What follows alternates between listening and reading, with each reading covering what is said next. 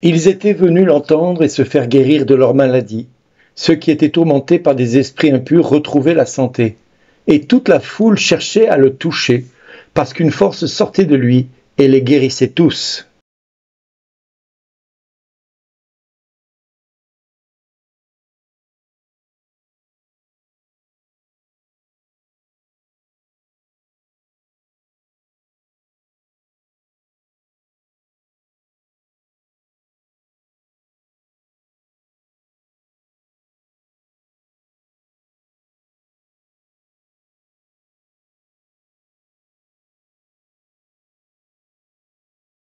Aujourd'hui, le message vous est adressé par Bernard Dille. Bonjour les amis, quelle belle introduction de cet évangile où Jésus nous parle qu'il était venu, lui, le Seigneur, pour choisir 12 disciples auxquels il donna le nom d'apôtres. Il en choisit 12, puis 72, et à tous il leur avait donné pouvoir sur les maladies, sur les esprits impurs. Lui-même avait montré l'exemple, puisqu'ils étaient venus l'entendre et se faire guérir de leur maladie.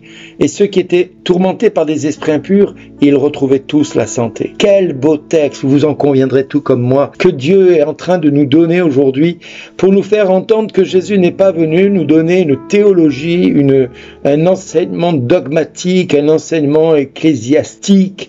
Et bref, il n'est pas venu pour nous donner tout ça, il est venu pour guérir les malades, pour chasser les démons, pour purifier les lépreux et ressusciter les morts. C'est à cela le Fils de Dieu, le Messie devait être reconnu. Et c'est à cela que les apôtres sont venus témoigner de ce que Jésus avait fait. Et c'est pour ça que les évangiles, dans 90% de ces textes, renferment que des guérisons et des miracles que Jésus a opérés.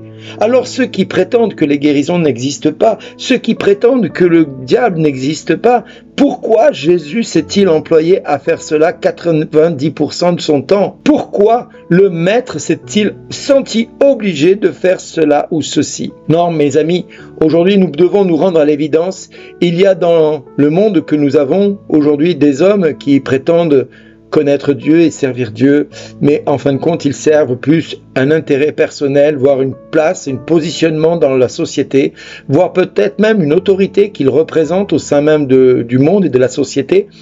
Et certains oublient qu'ils sont d'abord et avant tout des simples serviteurs. Et on ne peut pas se prétendre serviteur du Christ sans prendre modèle sur le Christ lui-même. Les apôtres avaient tout compris. Les apôtres guérissaient les malades, chassaient les démons, purifiaient les lépreux. Regardez Paul, il était tellement imbibé de la présence de Dieu en lui que les gens venaient se frotter à lui avec des mouchoirs et avec les mouchoirs ils obtenaient des guérisons ensuite en les appliquant sur les malades. Même si Paul n'était pas présent, l'onction qui était sur Paul venait sur ces mouchoirs qui venaient ensuite guérir les malades. Alors il est vrai que dans notre histoire de l'Église, nous avons eu des personnes qui étaient vraiment des hommes et des femmes qui faisaient des prodiges, qui guérissaient des malades, qui s'élevaient dans les airs avec un don d'élévation. Ils s'élevaient dès qu'ils rentraient dans l'adoration. D'autres avaient la capacité, comme Padre Pio, de se déplacer à 2 ou 3 endroits à la fois en même temps, ce qu'on appelle la bilocation. D'autres étaient capables de pouvoir lire dans les cœurs et capables de dire certaines choses de la vie, de la société dans laquelle ils étaient. Eh bien oui, nous avons eu des hommes et des femmes qui ont été des petits électrons libres comme ça dans la société et qui ont été un petit peu mal perçus, mal vus par l'Église parce que eux-mêmes trop emprunts à veiller à leur rang, trop emprunts à veiller à leur statut, voire même à leur posture, parce qu'il s'agit d'une posture au final pour certains, plus que d'une place qu'ils ont reçue de la part de Dieu. Ils ont pris cette place parce qu'on leur a proposé, parce qu'on ne savait pas qui mettre à cette place, et donc on leur a proposé, ils ont dit oui, mais au final ils ne font rien de particulier. Il y a quelques mois en arrière ou quelques semaines en arrière, j'avais pris la défense un petit peu de Monseigneur Dominique Rey qui s'est trouvé au but de beaucoup de choses qui lui ont été reprochées pour quelques erreurs qu'il a commises, mais lui au moins a osé faire certaines choses sur son diocèse. Il a pris des risques, il a assumé ces risques, il les paye, il paye le choix de sa confiance qu'il a mis en l'homme et dans sa capacité à être novateur, à être capable d'être missionnaire dans sa dimension, de baptiser que nous sommes tous et toutes. Parce que Être baptisé, c'est être prêtre, prophète et roi. Le prêtre, c'est celui qui est au service de tous, et c'est ce que tous les prêtres devraient être, au service de tous les hommes et toutes les femmes de ce monde. Le prophète, c'est celui qui parle de Dieu, qui parle au nom de Dieu, qui parle de Dieu, qui indique le chemin pour aller vers Dieu, et qui par moments redresse ce qui est tordu, qui corrige ce qui est faussé, voire même n'hésite pas à entrer en opposition avec le côté pastoral ou de l'apôtre pour justement faire entendre la voix de Dieu qui des fois n'est pas assez entendue.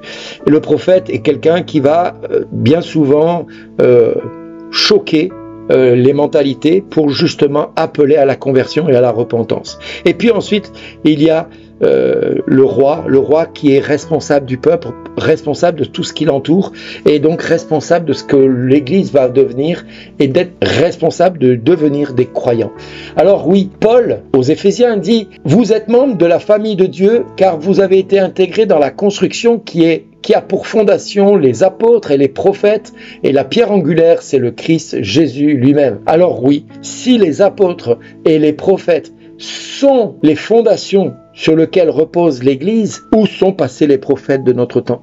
Où sont passés les prophètes de notre temps? J'ose nous poser la question, où sont-ils ces prophètes qui vont faire entendre la voix de Dieu à nos apôtres, qui ont pour fonction de diriger l'Église, non pas selon leur pensée humaine, mais selon le Saint-Esprit?